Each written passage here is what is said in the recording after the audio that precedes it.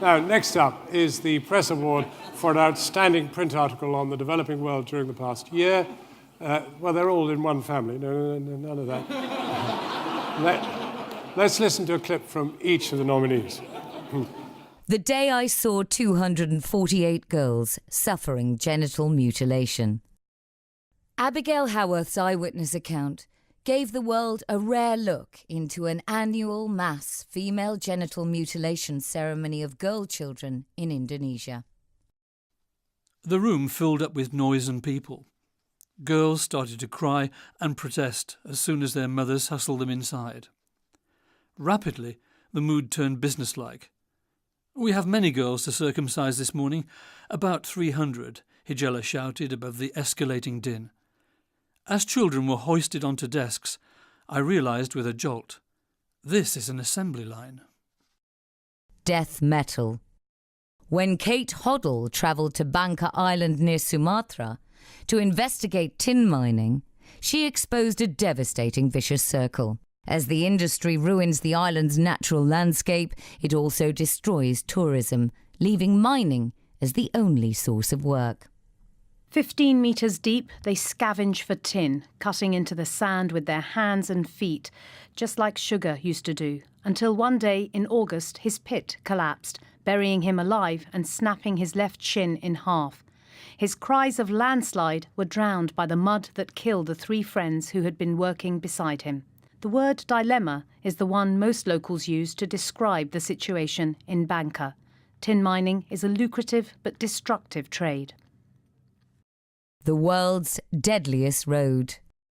Annie Kelly investigated the human cost of the £169 million World Bank upgrade of the N2 highway in Bangladesh, considered one of the most dangerous roads in the world. Basically, this road is like driving a 10-ton truck through a pedestrian mall, Smith says, and nobody is doing enough to stop it. He points to the sides of the road. No crash barriers. In the middle of the road, there's no central reservation to prevent dangerous overtaking and stop the majority of the head-on collisions. No pedestrian footpaths, no footbridges, no traffic lights or speed controls. They built this road with absolutely no basic safety features, he says. Well, 3 spectacular pieces. The jury said that the writers of these articles were all personally engaged in the topics they covered. They felt that this year's entries as a whole were solidly reported, covering important topics from women's rights to child health to conflict in Syria and around the world. To present the award, please welcome Peter Cunliffe-Jones, Deputy Director of the AFP Foundation and Chair of the jury.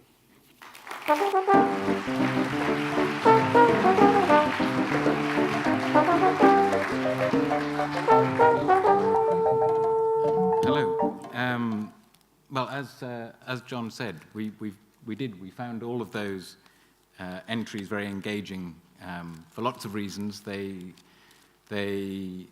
spoke to and allowed the voices of the people that they spoke to emerge in all the reporting. The photographs that went with them, I think you'd agree, having just seen them, were remarkable as well. So the winner is Death Metal.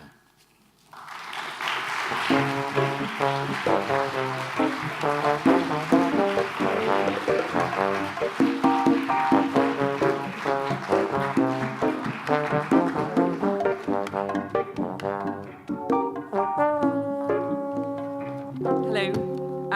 I am not Kate, but I have, she couldn't be here, but I have a very excitable message from her in the event of her winning, which she has. So I'm just going to read that to you, and it starts, wow, what an incredible honour it is to be shortlisted for this award, let alone win it. Thank you, thank you, thank you. First to my Guardian editors for nominating me, and second to One World for recognising tin mining in Indonesia's Bangka Island is a story worth highlighting.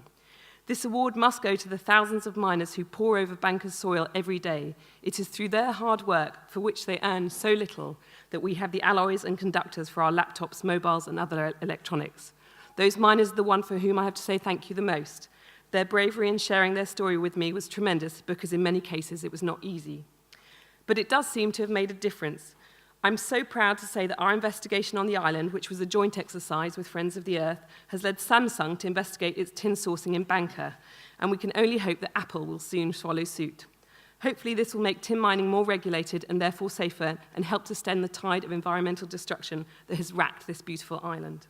I'm sorry not to be with you in London tonight, but I would like to say thank you again. What a privilege it is to be shortlisted with Abby and Annie, whose phenomenal reporting is also deserving of the utmost accolades. I hope you have a great night tonight, and congratulations from Bangkok to all the nominees and winners. Thank you on her behalf.